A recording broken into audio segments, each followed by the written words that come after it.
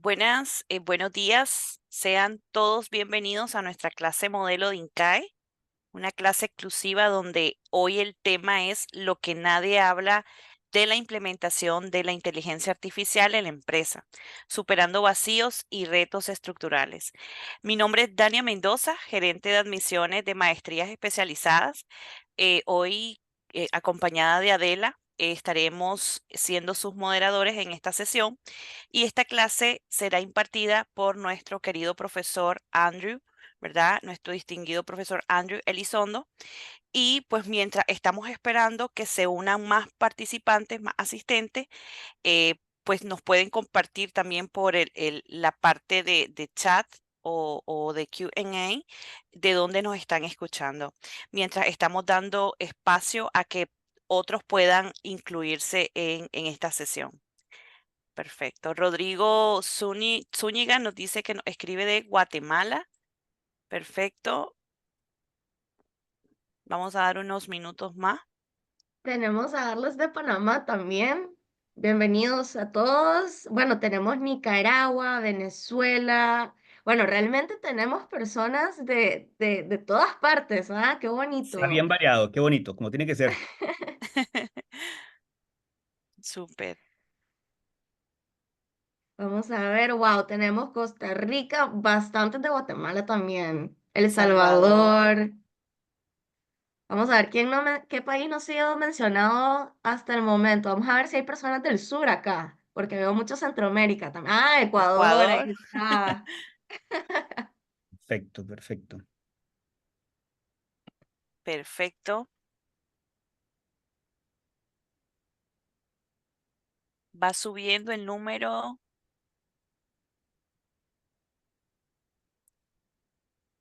Honduras. Vamos a dar que un minuto, un par de minutos mientras Ujú. más gente y empezamos, ¿no? Sí, profe, correcto. Perfecto. Ok, perfecto.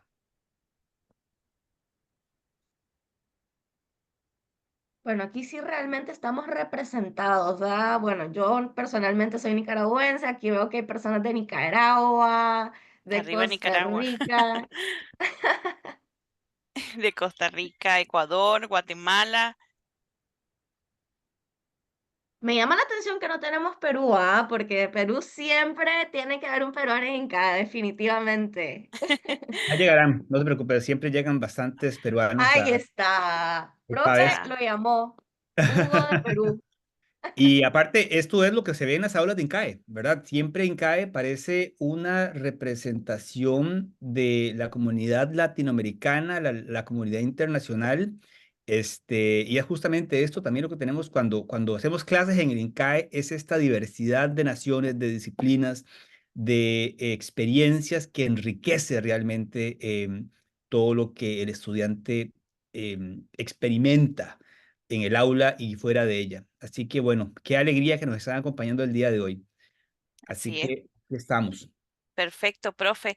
Creo que ya se añadieron bastantes. Podemos dar ya inicio. Pues les recuerdo que durante la charla, pues tenemos la sesión también de preguntas y respuestas. Incluso si gustan, ya pueden ir, bueno, a medida que vayamos desarrollando la clase, pueden ir escribiéndonos que pues luego, ¿verdad? Estaríamos entonces compartiendo con el profesor para las respuestas. Perfecto. Entonces, sin más preámbulos, profe, adelante y muchísimas gracias por acompañarnos en esta mañana. Muchas gracias a todos ustedes. Y bueno, hablando de ambiente internacional, yo les comento que hoy los estoy acompañando desde donde yo resido. Yo resido en Reino Unido y en este momento les estoy hablando desde Edimburgo, la capital de Escocia. Y desde aquí tengo ya 8 años trabajando en la Universidad de Edimburgo y en otras universidades en Reino Unido, pero también ligado siempre al profesorado de INCAE y a la comunidad incaísta. Yo doy clases de INCAE desde el año 2019. Yo doy la clase de transformación digital, por ejemplo, en el MBA. Doy la clase de gobernanza de infraestructuras de información en el programa de Analytics, Innovación y Tecnología. Y doy la clase también de Programming for Managers para la maestría de Analytics. Entonces es bastante diverso, pero un poquito acerca de mi background. Yo empiezo como ingeniero en computación del Tecnológico de Costa Rica ya hace algún tiempo Y luego, cuando yo voy a la calle, cuando yo voy a implementar, a trabajar en lo que es desarrollo de software, yo me doy cuenta de lo poco que sabíamos como ingenieros del ambiente organizacional, del ambiente de negocio. No hablemos de la parte de project management particularmente, sino de todas las complejidades organizacionales. Yo decido entonces irme para el Tecnológico de Monterrey, donde hago mi maestría en negocios, luego lo complemento con otra maestría a nivel europeo. Y ya para el año 2008 me incorporé en CAE como investigador en temas de transformación digital en el sector público, principalmente lo que en aquel entonces llamábamos mucho como e-government. Y luego en el año 2016 ya me vengo para acá, para Edimburgo, para Reino Unido, a mi doctorado en estudios de ciencia, tecnología e innovación. Ya eso es página superada, dichosamente. Y ahora yo trabajo en la Universidad de Edimburgo como investigador en lo que es gobernanza de inteligencia artificial y sistemas autónomos y también ecosistemas digitales de información e innovación. Pero todo lo que yo hago a nivel académico, a nivel de consultorías en juntas directivas, tiene que ver con gobernanza de infraestructuras de información para la gestión de ecosistemas complejos, pero aquellos ecosistemas de personas, de procesos, de sistemas, de datos, y dentro de esa sombrilla tengo tres aristas. Una es la innovación per se en infraestructuras de información y ecosistemas digitales. La segunda tiene que ver con lo que son tecnologías digitales, pero más bien cómo se da esa interrelación entre dinámicas humanas y diseño y cómo el diseño impacta las dinámicas humanas y cómo las dinámicas humanas impactan el diseño digital. Y también un tema del que nadie habla, y esto es casi que en todas partes, que tiene que ver con entender cómo las empresas aprenden en todo esto que llamamos Data Society y transformación digital. Me gusta empezar con esta foto, porque esta es la foto cuando uno pone Analytics, cuando uno pone transformación digital, cuando uno pone gestión de datos en Google, hace una búsqueda rápida, y te salen tantos programas y te salen tantas ofertas, todas las cosas siempre te van a salir algo así, una pantalla azul o negra con números y datos y la gente tomando decisiones. Parece que está todo muy ordenado, muy seguro. Parece que esos datos emergen en el aire y esos datos son divinos y limpios y curados y todo está integrado y todo es maravilloso. Esta es la mala publicidad o más bien un entendimiento un poco erróneo de lo que es analytics y de lo que es transformación digital y de lo que es, ya no digamos, inteligencia artificial. ¿Por qué? Porque da una visión muy limitada de lo que son esas cosas y algunas veces errónea. Muchas veces venimos a programas como estos pensando que nos vamos a convertir en uno de estos analistas que nada más es cuestión de abrir una pantalla, tener datos y entonces empezar a tomar la mejor decisión, que de todas maneras va a ser fácil porque está la decisión ya marcada en esos datos. Y casi nunca es así. Casi nunca es así, porque esos datos tienen que estar ligados a procesos organizacionales, tienen que estar ligados a tecnologías, pero para que eso suceda, tienen que pasar en la empresa un montón de cosas. Y ahorita vamos a hablar de eso con calma. Yo les quiero comentar que cuando hablamos de tecnología en INCAE, que es un tema transversal en casi todos los programas, en todos los programas más bien, lo hablamos siempre desde el ámbito de una escuela de negocios. INCAE no es una escuela de informática, INCAE no es una escuela de ciencia de datos y matemáticas o de estadística, INCAE es una escuela de negocios. Por supuesto, vamos a ver partes de cómo se hace ciencia de datos, parte de cómo tomar decisiones basadas en datos, parte de cómo implementar infraestructura para tener esos datos y cómo alinear procesos, pero siempre dentro de la sombrilla de escuela de negocios. Y eso es lo que hace muy particular a los programas de INCAE. Porque al final, ¿quién es el incaísta? ¿Quién va a ser usted que me está escuchando después? Usted va a ser el puente entre la parte operativa, la parte organizacional, la parte gerencial, estratégica y la parte de tecnología y datos. Y estas personas son bienes escasos y son altamente apreciados por el mercado. Todavía no tienen un nombre, apenas están reconfigurando, pero ese es el tipo de incaísta que estamos sacando en este momento, la persona que es capaz de conectar con diferentes entornos de la empresa y poder alinear elementos en esto que llamamos transformación digital.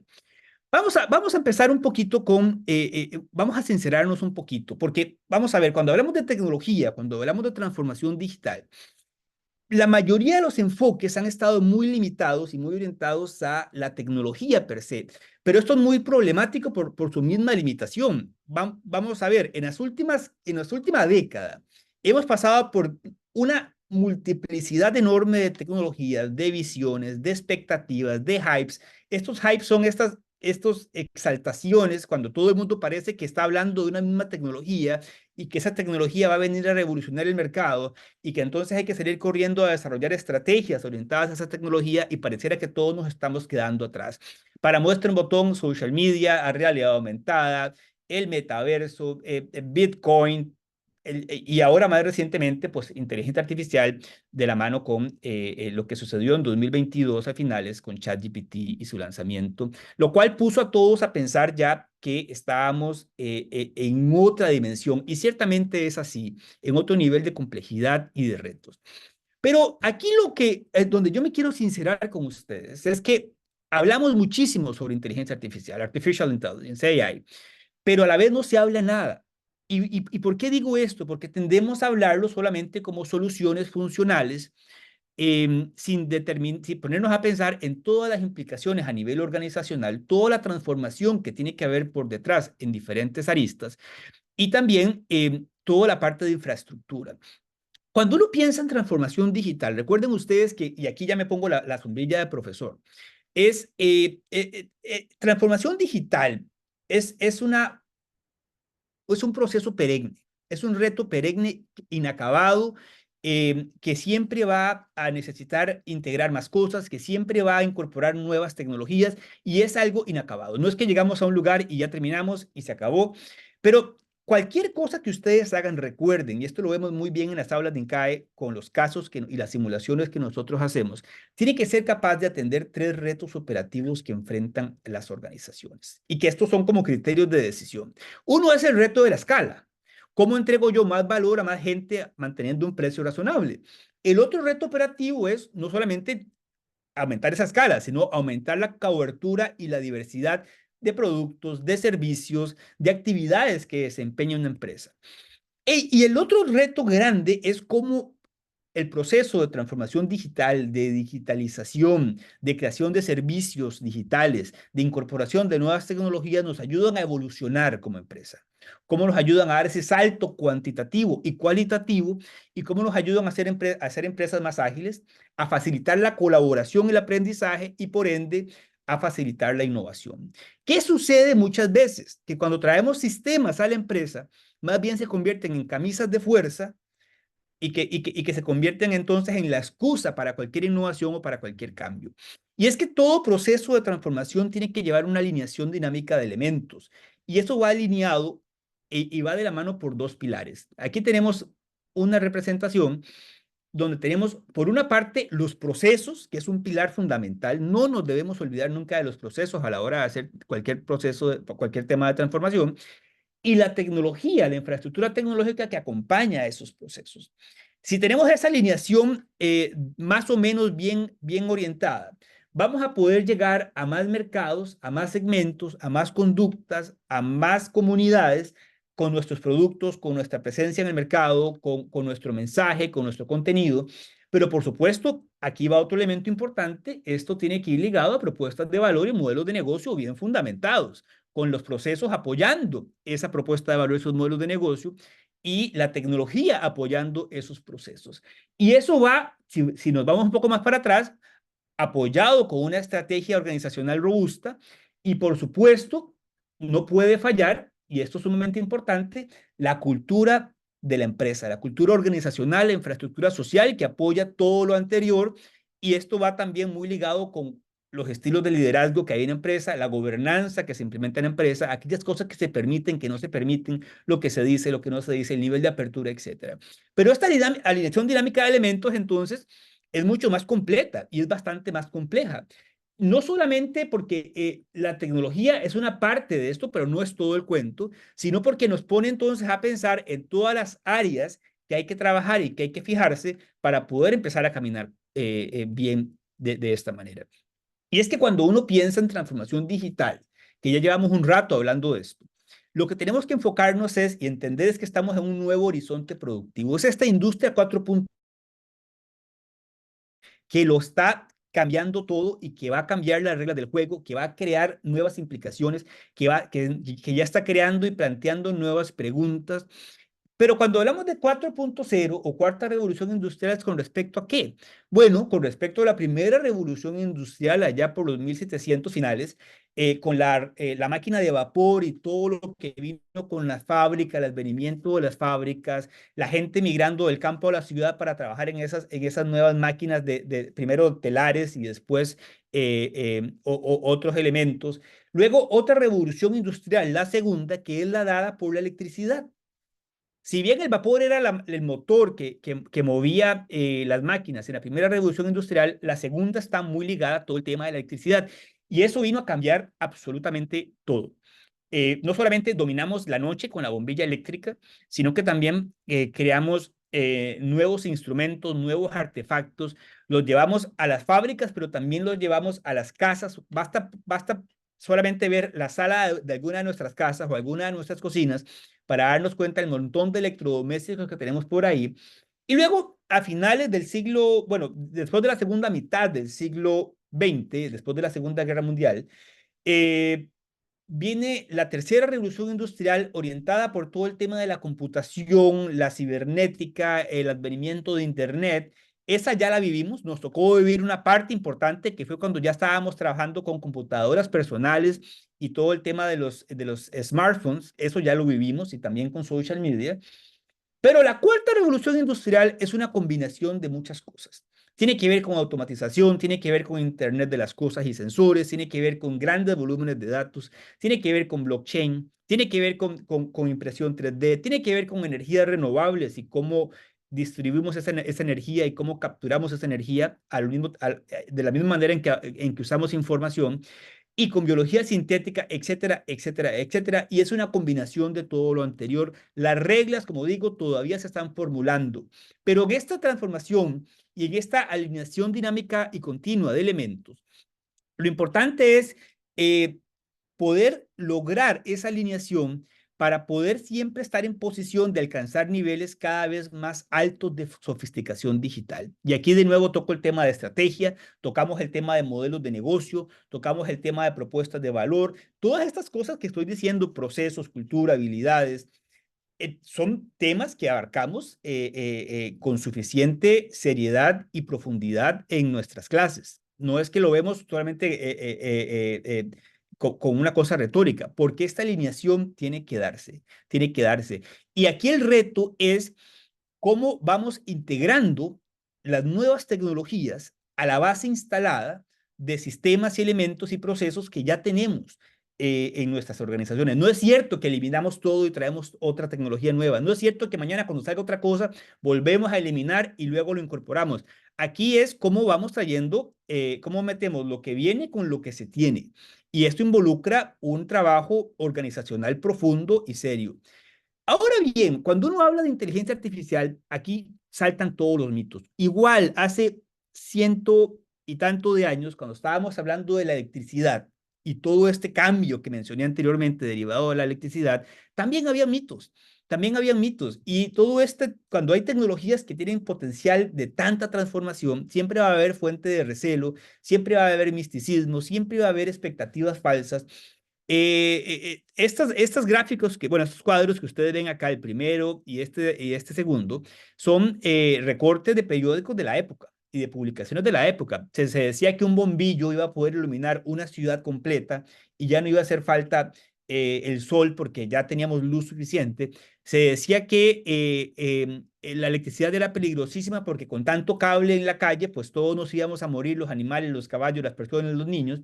Pero también en el otro lado del espectro tenemos atributos mágicos también a nuevas tecnologías. Recordemos, por ejemplo, que Frankenstein venía a la vida con una descarga eléctrica. Y entonces es parte del imaginario y del magic thinking que siempre traemos a ese tipo de nuevos procesos tecnológicos. ¿Qué no es la inteligencia artificial, por ejemplo? Como muchas veces tendemos a creer que es que ya está ahí y ahora hay que suplantar esto y ahora todo se hace con inteligencia artificial. Me hace mucha gracia porque cuando hace algunos años, cuando se tenía animación por computadora o efectos especiales por computadora, estoy hablando de los 90 hasta hace unos 5 años, cuando hablábamos de manipulación digital y todo eso, se decía, es que se hace por computadora. Bueno, ahora decimos, es que se hace mediante inteligencia artificial, whatever that means. Ya lo hablamos como una palabra casi que muleta. Pero, ¿qué no es inteligencia artificial? ¿Qué no es? Bueno, no es algo que viene en una sopa instantánea, con todo cariño las sopas Maruchan, pero no es una sopa a las que uno echa agua y ya, tan tan. Tampoco van a ser robots totalmente despersonalizados, como vemos en las películas de ciencia ficción, que van a controlar el mundo y que nos van a esclavizar. Pero tampoco se trata de fórmulas mágicas. Ojo aquí, ¿verdad? No, no son fórmulas mágicas que van a resolver todos los problemas estructurales que ya tiene la empresa o los retos filosóficos que tenemos como sociedad. No se trata tampoco de eso, porque los retos filosóficos se involucran personas. Pero lo cierto es, y aquí también hay que decirlo, no son soluciones o tecnologías imposibles que solo vienen para las películas de ciencia ficción. Ya a partir de 2022 para acá se ha acelerado esa presencia de la inteligencia artificial en nuestros bolsillos, literalmente. Que no es un tema nuevo. Toda la matemática, por ejemplo, que está detrás del álgebra, del machine learning, pues es matemática que tiene ya bastante tiempo ahí. Por ejemplo, la probabilidad condicional, que es la base del álgebra de la probabilidad bayesiana, que es la base del machine learning, cómo se predice, cómo la capacidad de predecir cosas, fue realizada en el año 1763, aquí mismo en Edimburgo, Escocia, por el profesor de la Universidad de Edimburgo, profesor Bayes, perdón, e incluso el nombre inteligencia artificial fue acuñado en 1956. O sea, esto no es que sucedió ahora en 2022, esto ya lleva tiempo acá. ¿Cuál es la diferencia? Que antes esto solo sucedía en grandes laboratorios de investigación con máquinas muy poderosas y muy costosas dentro del área militar o dentro del área académico o dentro de la industria aeroespacial. La diferencia radica en que ahora en nuestros bolsillos está la capacidad computacional y la nube ha permitido también tener capacidad de tamaño para poder entonces hacer un uso ya a nivel de consumo de todas estas tecnologías. Pero ¿por qué resulta tan difícil para una empresa implementar inteligencia artificial cuando pareciera que ya está dada, cuando pareciera que nada más firmar un contrato con OpenAI o implementar un API, un API con alguna de estas nuevas plataformas y tan tan, y se acabó? Bueno, es que cuando estamos hablando de inteligencia artificial, no solamente estamos hablando de ChatGPT, es como pensar que cuando estamos hablando de digitalización, estamos hablando solamente de búsquedas en Google. Mutatis mutandis, pues no es así. Primero es el reto de la integración. La integración, cuando uno tiene un modelo de inteligencia artificial o una tecnología de inteligencia artificial, esto no es una cosa que está en el aire. Eso no es una cosa que está ahí guindando de alguna parte sin conectarse con nada más. Siempre tiene que estar insertada o conectada o llamada por un sistema existente en la empresa. Y lograr esta capacidad de integración no siempre resulta obvio. Siempre es más fácil implementar un modelo, perdón, crear un modelo de Machine Learning que ponerlo en producción. Lo otro es que hay múltiples opciones tecnológicas, hay que ser honestos. Uno va y hace una búsqueda rápida por lo que hay en las ofertas del mercado y es abrumador, abrumador. Y todavía los costos cada vez se van reduciendo más, pero todavía hay costos que pueden ser altos y elevados, sobre todo aquellos costos que son invisibles. Lo que implica para mí meterme en esto como empresa y todo lo que implica a la hora de tener que cambiar procesos internos, infraestructura, tecnología de nube, skills, etcétera. Hay muchos costos que todavía no tenemos claros. Y por supuesto, el expertise que todavía puede ser escaso. Es un landscape sumamente diverso y puede ser también abrumador, puede ser confuso. Y entonces aquí el tema es que cuando uno se mete a experimentar y a probar sin ningún propósito, esto puede ser riesgoso y esto puede ser incierto. Y lo otro es que los retornos sobre la inversión todavía son difusos, porque la tecnología todavía está muy nueva, todavía estamos descubriendo cuáles son las propuestas de valor y dónde es que generamos valor productivo real. No hay duda de que eso genera valor, pero ¿dónde es que generamos valor productivo real a escala? Y entonces estos retornos son todavía difíciles de justificar, aunque parezca mentira, y de esto nadie habla. Y lo otro es algo muy simpático, porque para nadie nadie aquí estaría en contra de que la inteligencia artificial es importante y es necesaria y que para allá vamos.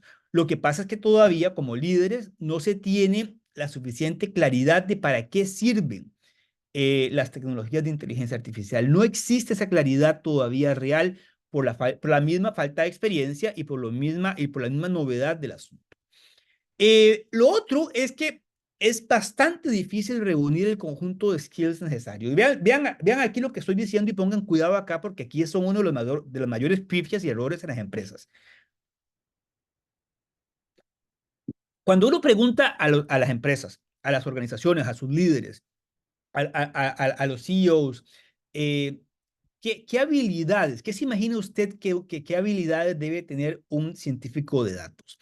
Y entonces empiezan a decir, bueno, es que un científico de datos tiene que saber de Machine Learning y tiene que ser experto o experta en probabilidad estadística, pero tiene que ser muy buena visualizando, porque entonces, ¿qué hacemos si no podemos tener esa capacidad de visualización y engagement?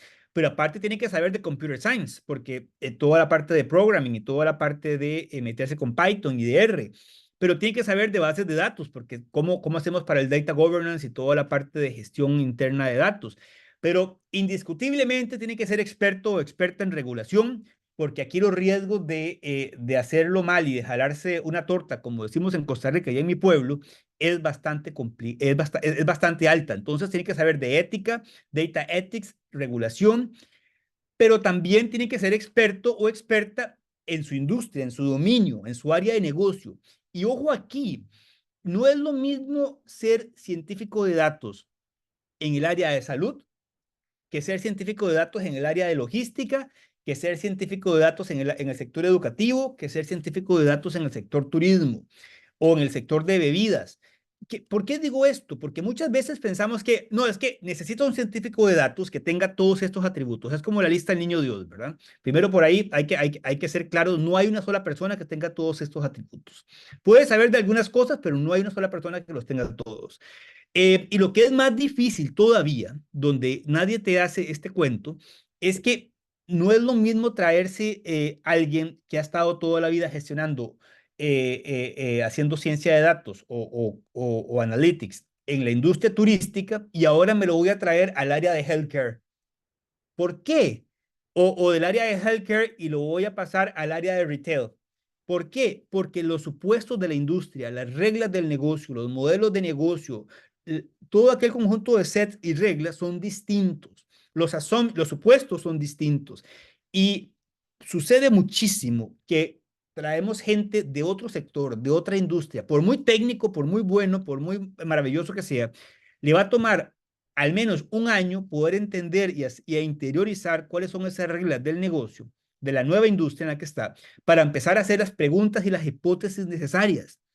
Y entonces ahí es donde ocurre mucha de la frustración de los gerentes. Bueno, pero si esta persona era maravillosa, me la recomendaron, tenía este currículum y llegó aquí y no ha hecho nada. Bueno, ha hecho mucho, pero no es instantáneo.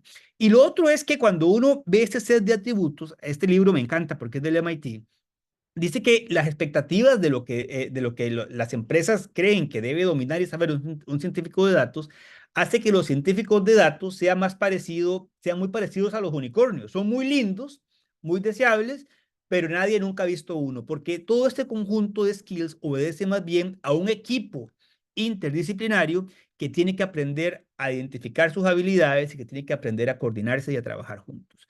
Lo otro es que la tecnología y el mercado todavía son muy inmaduros, aunque pareciera que ya estamos ahí, aunque pareciera que ya estamos en este momento donde ya cruzamos el río, todavía esto es muy emergente. Los modelos de negocio, las propuestas de valor, entender cómo es que generamos valor productivo real a escala, todavía estamos aprendiendo y es parte de todo proceso tecnológico.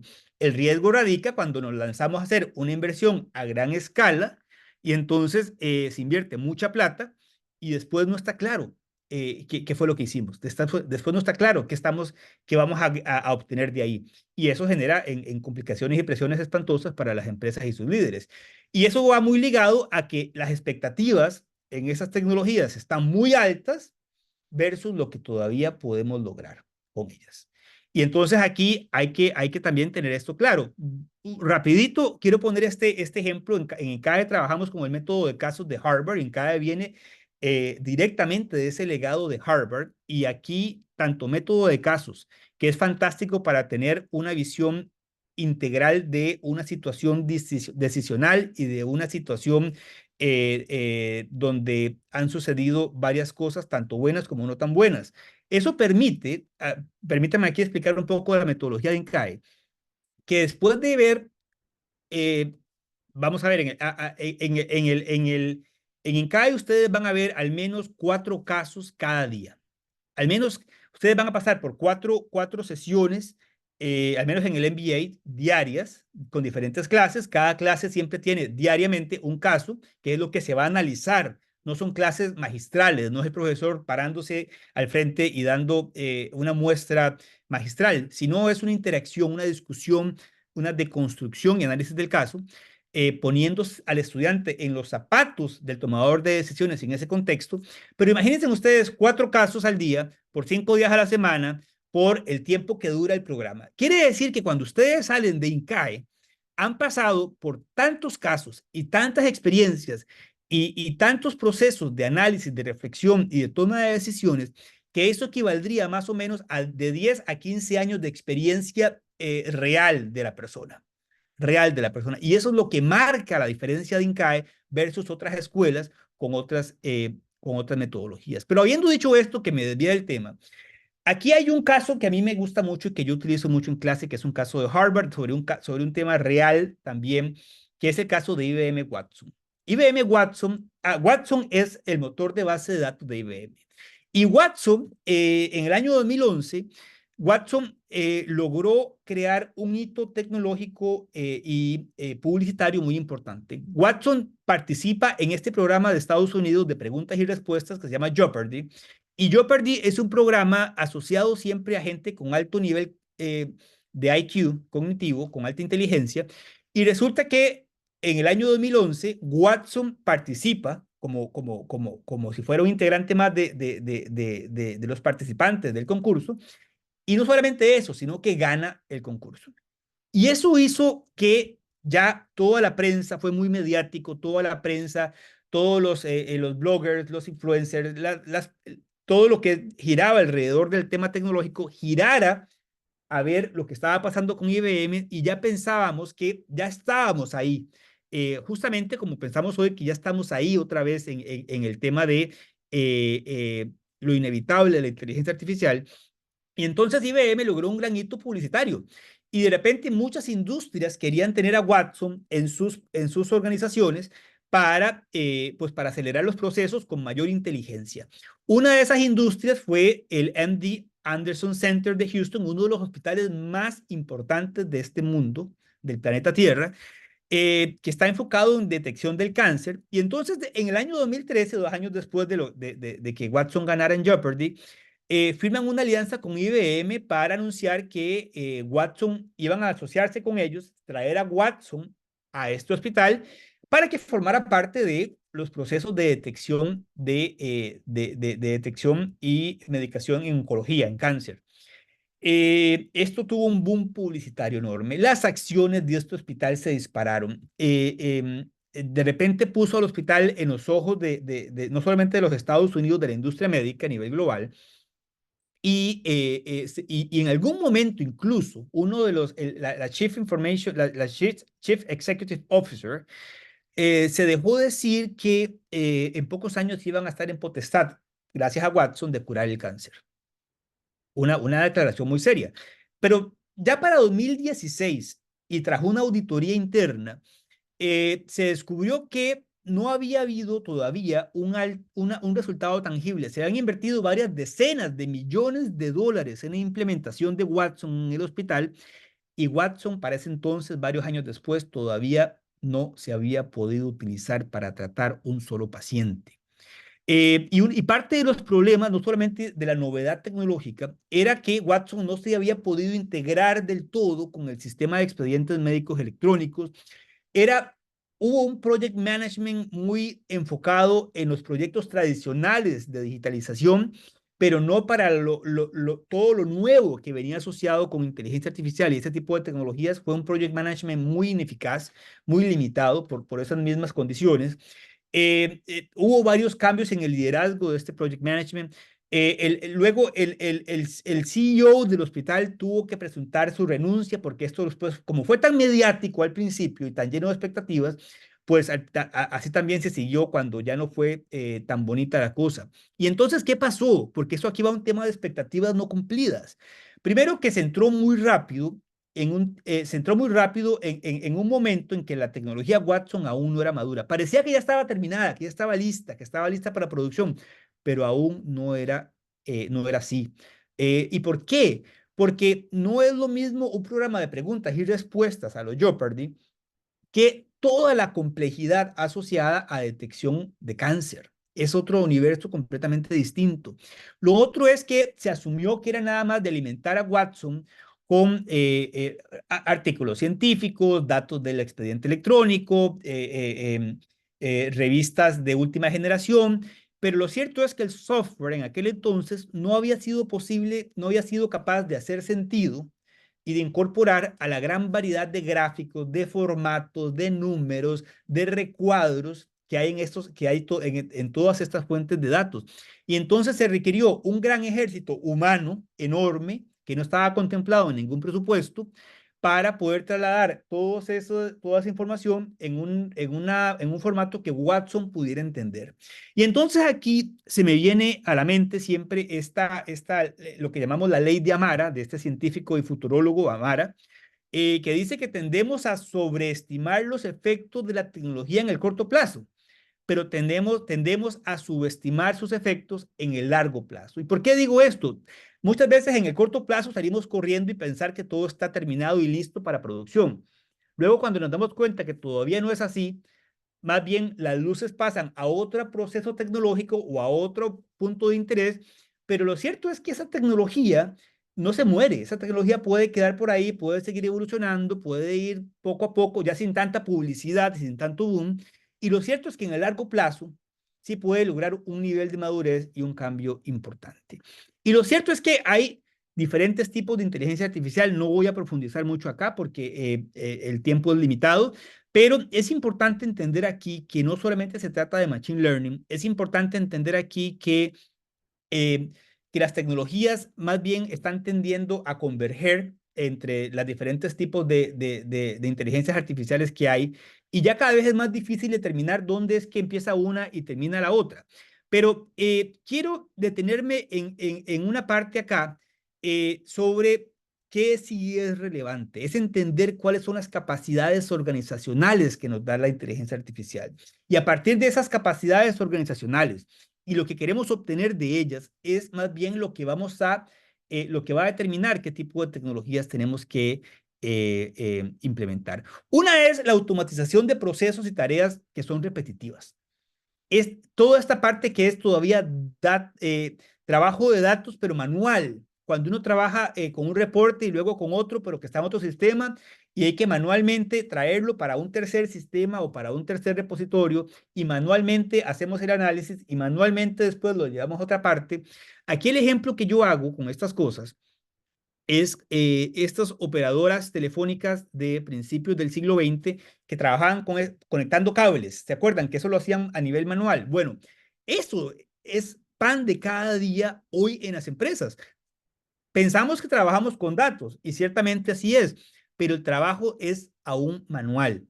Y ya no digamos la cantidad de tareas y procesos que son estructuradas, que son repetitivos. Tengo que bajar esto, después paso a paso hacerlo de esta manera.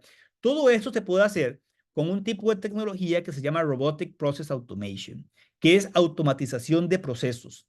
Automatización de procesos. Y entonces esto nos permite automatizar aquellas cosas que son repetitivas, ganar mucha eficiencia operativa de esa manera. Como son procesos que están bien identificados, es más fácil ponerlos en producción y automatizar. Y entonces eso quiere decir que el retorno sobre la inversión también puede ser rápido. Eh, ¿Qué implicaciones posibles uno puede visualizar cuando hacemos análisis también de industria y análisis de implicaciones en INCAE? Bueno, por ejemplo, una industria que puede impactarse y que puede verse afectada por esto es la industria del outsourcing offshore de procesos de negocios. ¿Por qué? Porque actualmente las empresas en Europa o en Estados Unidos o en otros países lo que hacen es sacar estos procesos repetitivos y que involucran mucha intervención humana y llevárselos a mercados donde la mano de obra es mucho más barata para que lo hagan allá. Lo vamos a llevar a la India, lo vamos a llevar a X o Y país, lo vamos a llevar a un lugar donde no nos cobren tanta plata y para que hagan la contabilidad allá. Pero seamos honestos, si usted puede hacer su contabilidad en la India a miles de kilómetros de distancia, también probablemente se podrá hacer con Robotic Process Automation. Ahora bien, cuando uno hace automatización de procesos, no nos olvidemos de los procesos, ¿verdad? Parece lógico, pero no siempre es tan obvio. Y aquí es importante hacer un buen rediseño de procesos. No queremos automatizar la burocracia, no queremos automatizar las ineficiencias. Lo que queremos es revisar, hacer una revisión profunda de los procesos y ver qué cosas podemos mejorar ahí. Y entonces aquí hay que entender que muchas veces los procesos existentes se han ido construyendo a medida a través de muchas situaciones en la empresa y que muchas veces esos procesos ya no aplican o ya no saben o ya la gente no sabe por qué están ahí o son procesos que requieren muchos puntos de control humano, una firma, un sello, una aprobación. Bueno, esas cosas tal vez ya no son tan necesarias dentro de un proceso automático. Lo otro es la capacidad a través de Machine Learning de obtener mejores insights y mejor capacidad de análisis de datos a través del análisis extensivo de datos estructurados. Y aquí lo importante cuando estamos trabajando de Machine Learning es entender que el combustible de estos modelos de Machine Learning son los datos. Y muchas veces estos modelos vienen preentrenados, por supuesto, pero también muchas veces se va a querer entrenar con los datos de la empresa. Ahora, si la empresa tiene datos sucios, datos poco integrados, datos que están corruptos, ¿qué entrenamiento le vamos a dar a nuestro modelo de Machine Learning? Entonces, aquí lo importante es que hay que hacer un trabajo importantísimo en la salud de nuestros datos, en la capacidad de que esos datos sean robustos, sean limpios, sean precisos, que conduzcan a acción y que realmente sean datos que tienen capacidad de explicar la realidad actual de la empresa. Y otra capacidad también es esa capacidad de engagement, de tener una mejor relación con clientes y empleados. Al principio se veía muy de la mano de los chatbots, luego los chatbots probaron que no eran tan eficientes. Vean ustedes este ciclo de expectativas. Este es el ciclo de expectativas del Hype Cycle, que indica cómo reacciona a las expectativas de un mercado cuando se lanza un nuevo sistema tecnológico. Y entonces el hype cycle de Gartner, ustedes van viendo que cuando se lanza una tecnología, las expectativas y el entusiasmo va subiendo, dependiendo de la tecnología, por supuesto, de la publicidad y de cuánta gente está hablando. Pero vean ustedes que en el año 2016, el chatbot o los chatbots llegaron, 2019, perdón, llegaron a un pico de expectativas enorme, inflado, es como una burbuja, ¿no? Cuando la gente dice, ya, ahora no vamos a necesitar más call centers, ya no necesitamos más intervención humana, es cuestión de traer un chatbot. Resulta que luego, 2 años después, se descubre, bueno, todavía no estaban listos. Y pasan a nivel de expectativas a lo que Gartner y su Hype Cycle denominan como ese abismo de desilusión. Cuando uno dice, sí, ya están acá, pero todavía falta mucho. Y lo que ha sucedido con los chatbots antes de la inteligencia artificial generativa es que más bien en el 80% de los casos siempre la gente pedía hablar con un humano, porque no les resolvían poco o nada y entonces más bien complicaban la cosa. La tecnología generativa más bien promete ir mejorando los chatbots. Si uno va viendo, por ejemplo, el año 2022, vean ustedes que ya se van moviendo, ya no de este mundo de desilusión, que es un nombre tristísimo, a un mundo más bien orientado a ese valle de productividad que dice Gartner, pero eso se va dando en el tiempo y esto también hay que tenerlo claro. Estas son cosas que van sucediendo en el tiempo y se van dando de manera a veces más despacio unas de otras y pues hay que tener paciencia. ¿Dónde está el riesgo? El riesgo está en salir a invertir en tecnologías que tal vez están por acá, muy cerquita de su lanzamiento tecnológico, con unas expectativas muy infladas, pero todavía está muy lejos de generar valor productivo real. Y cuidado por ahí, eso lo hacemos, lo analizamos muy a detalle en el INCAE, y bueno, ahí los esperamos en nuestras aulas. Para ir cerrando esta parte de la charla, cuidado con los sesgos también, porque muchas veces está el sesgo a nivel de los líderes y los tomadores de decisiones, lo que se llama ese automation bias, el sesgo de automatización. Creer que todo lo derivado por inteligencia artificial es objetivo, es neutral o es correcto, sin antes pasarlo por un filtro crítico. Y el pensamiento crítico es aquí transversal también en todas nuestras clases. El pensamiento crítico de los líderes, porque estamos formando al final, INCAE es una escuela de liderazgo. Y recuerden ustedes que los resultados de la inteligencia artificial van a ser siempre 100% dependientes de los datos que hayan sido utilizados para su entrenamiento. Si le metemos basura, va a salir basura, por muy sofisticado y por muy sexy, por muy tuitui el sistema o el modelo. Entonces, cuidado con los datos. Lo otro es la propensión que tienen estos sistemas al sesgo, porque son sistemas que aprenden de datos. Si nuestros datos están sesgados, el resultado va a salir sesgado. Entonces es muy difícil a veces darse cuenta. Pero esto es un caso real que también analizamos en el INCAE. En uno de los estados del sur de los Estados Unidos, y esto es un caso reciente, se implementó un sistema para analizar quiénes tenían más riesgo de incidencia, de cometer un delito, y entonces quiénes merecían, estando en la cárcel, quiénes merecían salir y darles el derecho, la libertad condicional, y quienes más bien decían, no, es que como va a reincidir, mejor se queda dentro de una vez. Y entonces, consistentemente, el algoritmo salía siempre que los que tenían más riesgo de reincidir eran aquellas personas de piel oscura, los afrodescendientes. Estamos hablando del sur de los Estados Unidos. Y así fue por varios años con estos resultados, pero después de una auditoría y después de múltiples quejas con varios comités de derechos humanos, se hizo una auditoría interna del sistema y se determinó que los datos que estaban, que servían como combustible de ese sistema, eran datos sumamente sesgados.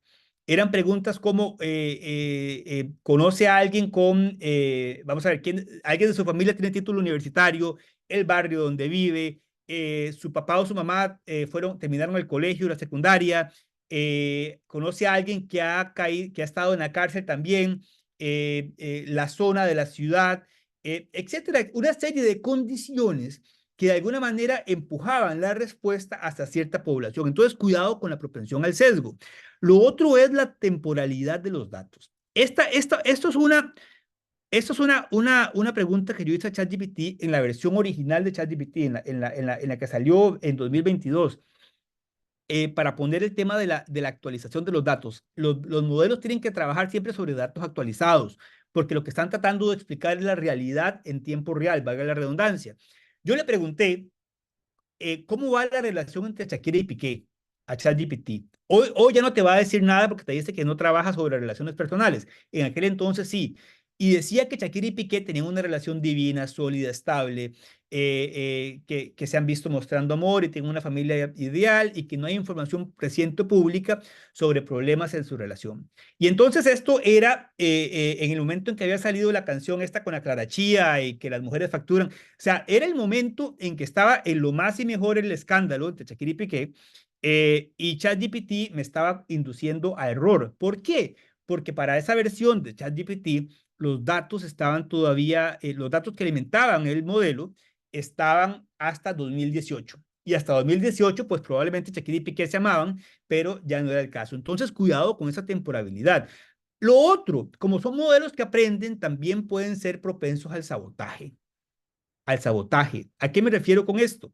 Es como cuando uno le enseña, ustedes han visto las loras o los chocollos, como dicen en algunas partes, o los pericos, que repiten lo que la gente les dice. Bueno, si a esta lora o a este perico o a este chocollo se le enseña poesía, pues probablemente puede recitar un poquito de poesía. Si se le enseña a cantar, pues va a empezar a cantar. Si se le enseñan malas palabras y obscenidades, pues va a terminar diciendo obscenidades. Es lo mismo acá, es esa propensión al sabotaje. Microsoft, que es Microsoft, ¿verdad? No estamos hablando de software eh, es- eh, sacó en el año 2016 un robotcito para Twitter que lo que hacía era tuitear. Iba a tuitear e iba a aprender de las interacciones con los usuarios en Twitter.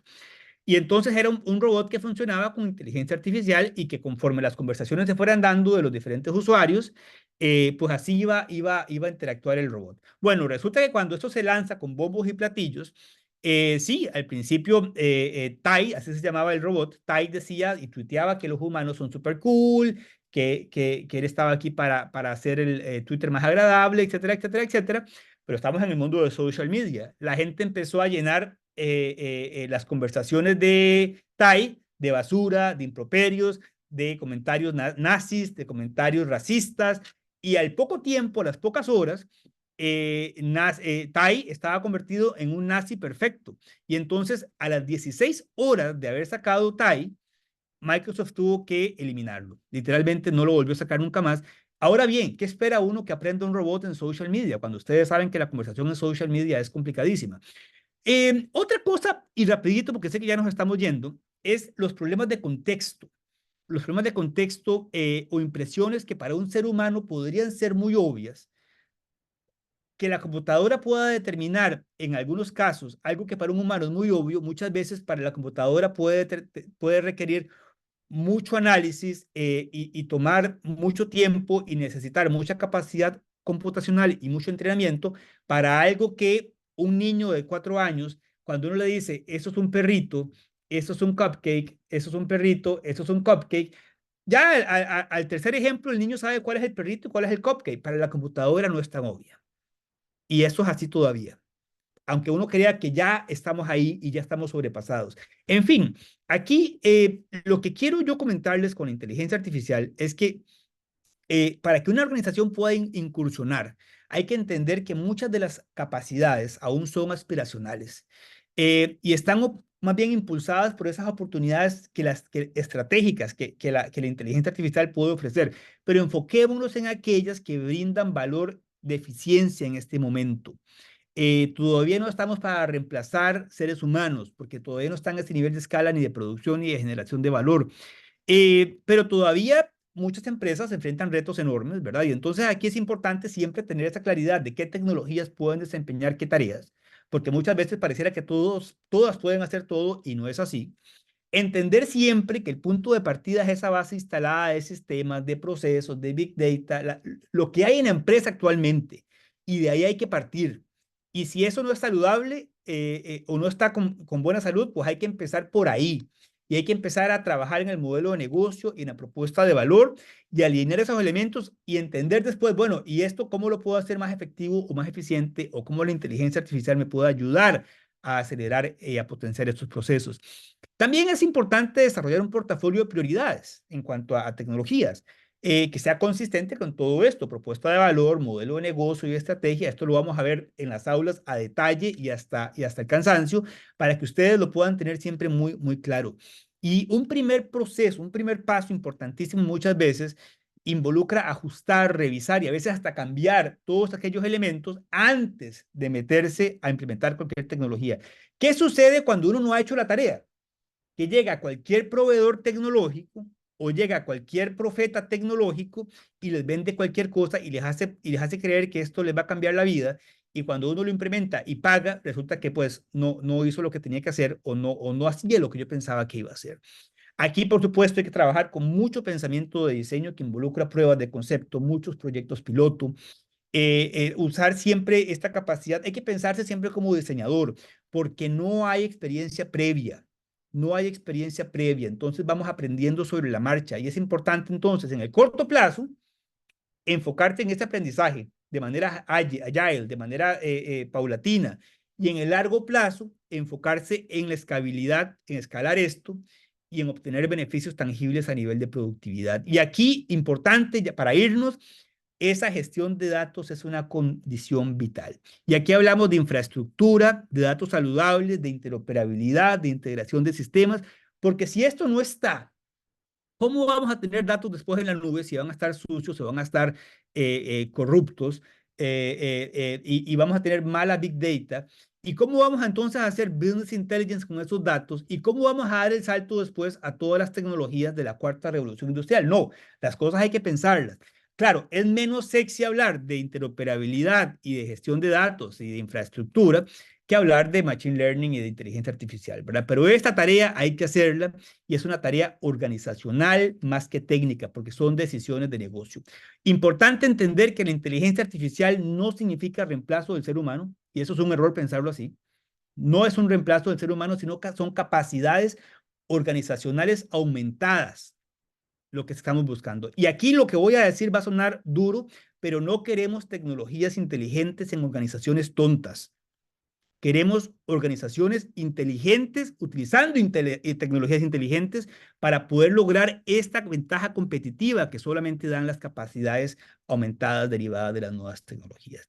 Y entonces aquí, importante que tengamos claros que la inteligencia artificial es parte de un cambio cultural y un proceso muy profundo de aprendizaje social y de aprendizaje organizacional, y que la empresa tiene que saber crear esos mecanismos para experimentar, para aceptar fallos, para aprender y para evolucionar. Y antes ya para irnos, a mí me gusta cerrar con esta frase de uno de los científicos más notables del siglo XX, Edward O. Wilson, que dice que hemos creado una sociedad al estilo de Star Wars, con tecnología de dioses, instituciones medievales y emociones que datan de la edad de piedra.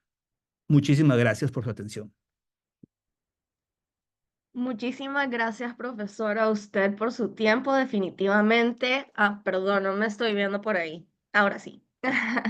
Muchísimas gracias, profe, por todo su conocimiento que ha compartido con nosotros esta mañana y por su tiempo. Em, Tenemos un par de preguntas, definitivamente, y, profe, le cuento la primera. Stiller nos pregunta cuál es la diferencia de procesos de RPA a procesos de ETL, como Deep Learning, Machine Learning y procesos de pipelines. Pueden mejorar esta automatizaciones, perdón, y adaptabilidad de IA o AI. Bueno, es una pregunta que tiene muchas dimensiones, ¿verdad? Aquí lo que estamos hablando son diferentes procesos en diferentes partes de la cadena de valor del AI.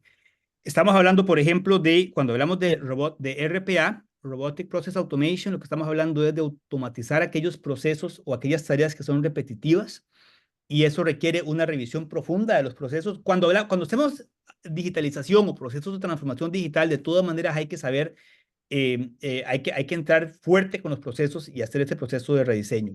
Después me menciona ETL, que es Extract, Transform and Load, que es más bien aquel proceso de poder aglutinar datos provenientes de diferentes sistemas en un repositorio de datos, llámese Data Warehouse, etcétera, etcétera, etcétera, para después sacar datos integrados y generar queries alrededor de esos datos. Esto también es parte de la cadena de producción de lo que es AI.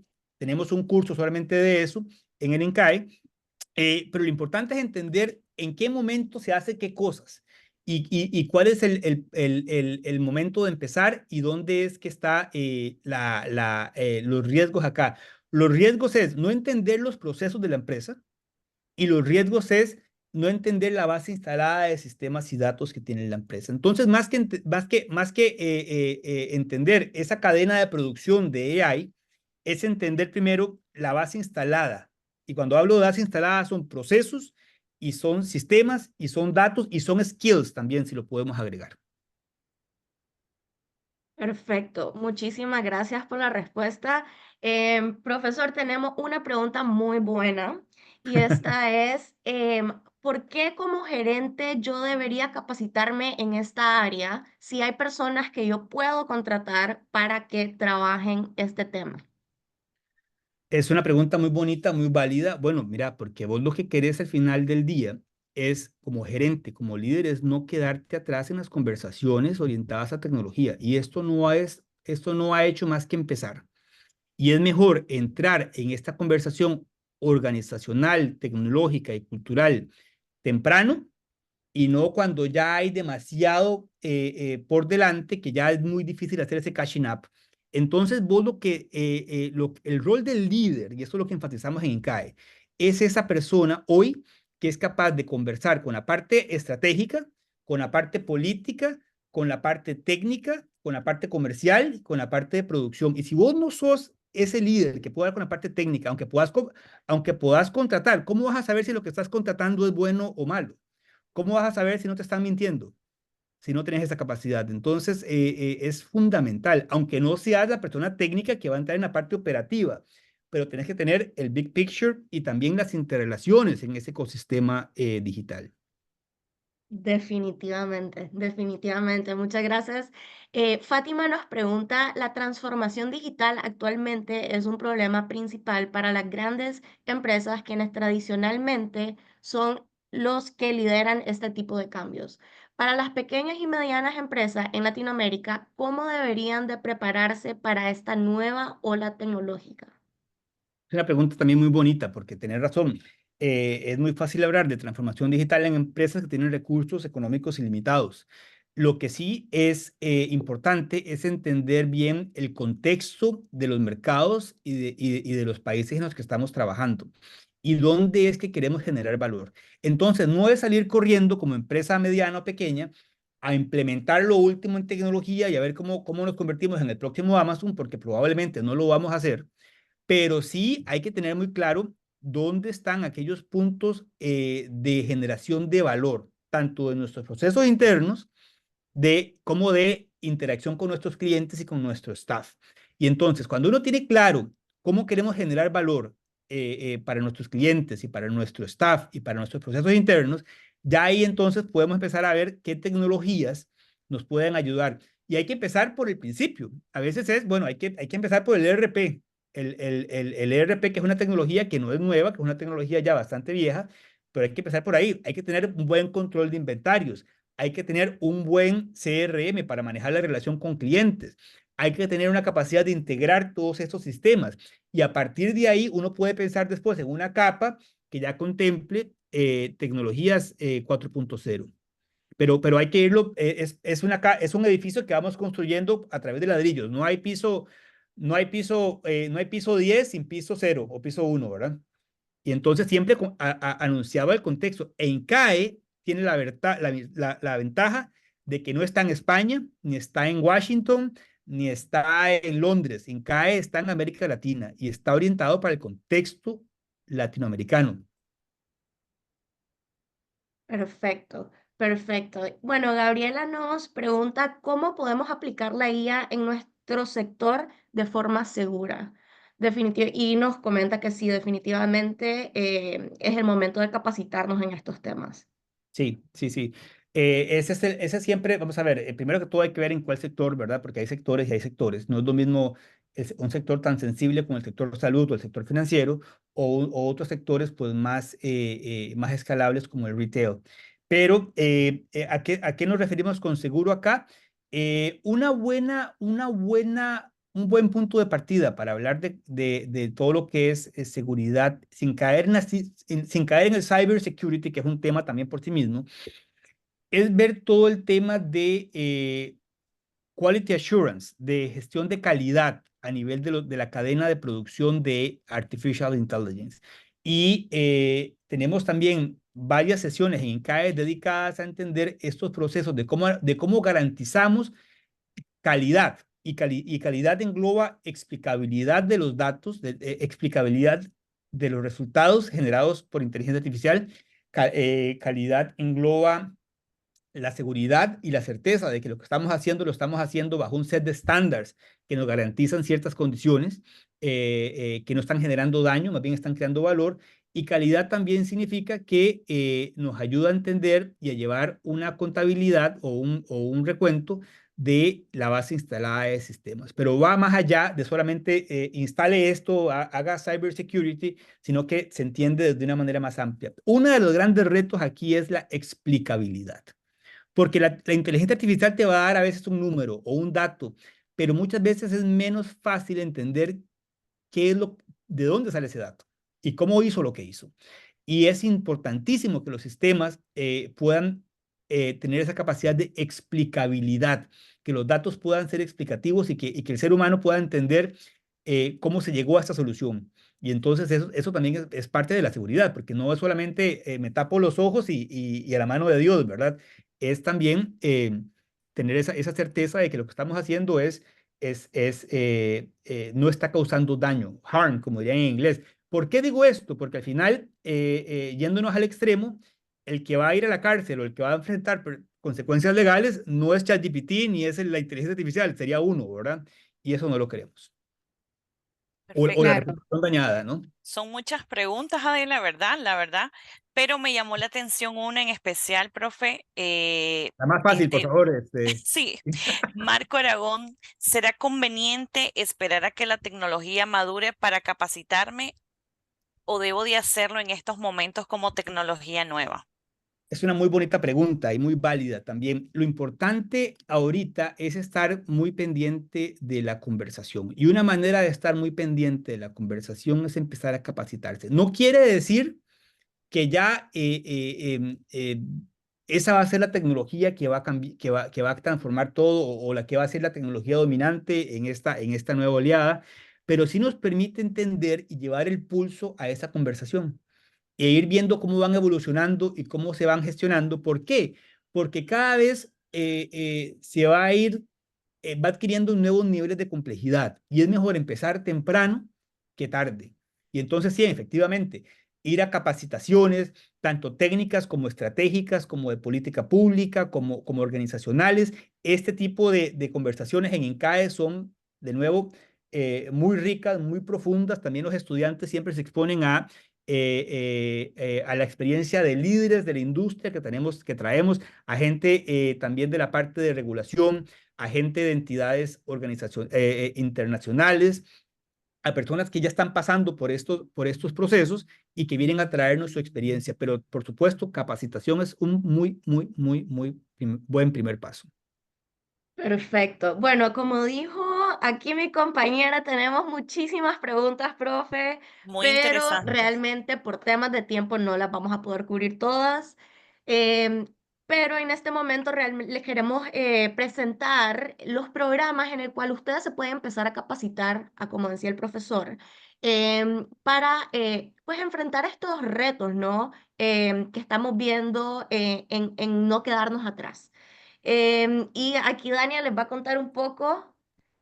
Vamos a ver. Ah, bueno, sí, ahí está la presentación, perfecto. Perfecto, gracias. Sí, como mi compañera Adela lo está mencionando, pues alguien por ahí también consultó cuáles eran los cursos donde el profe pues estaba dando continuidad a este tema, ¿verdad? Igual al em, acompañando también a otros profesores, pues hemos venido desarrollando lo que son las maestrías. Exclusivamente hay tres maestrías que incorporan lo que es este tema, ¿verdad? Muy importante, lo que es el Business Analytics y lo que es la inteligencia artificial. Entonces, como podrán ver, no sé si están viendo mi pantalla en este momento, el año pasado, en octubre de 2023, hemos renovado la maestría en Business Analytics. Es una maestría ejecutiva donde tiene una modalidad híbrida, presencial y virtual, lo que les facilita, ¿verdad? Aquellos profesionales que están pensando en eh, avanzar en su carrera profesional puedan seguir, ¿verdad?, trabajando y estudiando a la misma vez. Esta maestría es una formación imprescindible para aprender lo que es la parte a tomar decisiones en esta era del Big Data, ¿verdad?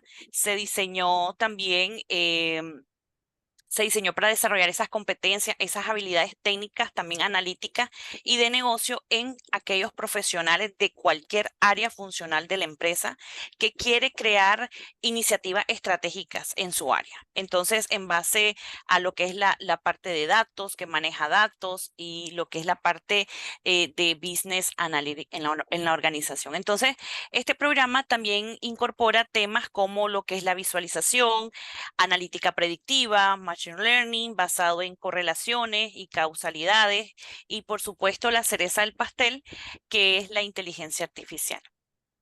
Tania, y Eh, en el programa sí, de maestría en el Executive Master en Analytics, ahí un servidor, ¿verdad? También da clases, da el curso de Programming for Managers, ah, donde sí, enseñamos profe. Python desde cero a los ejecutivos. No es un curso para ingeniería, es un curso para ejecutivos sobre Python.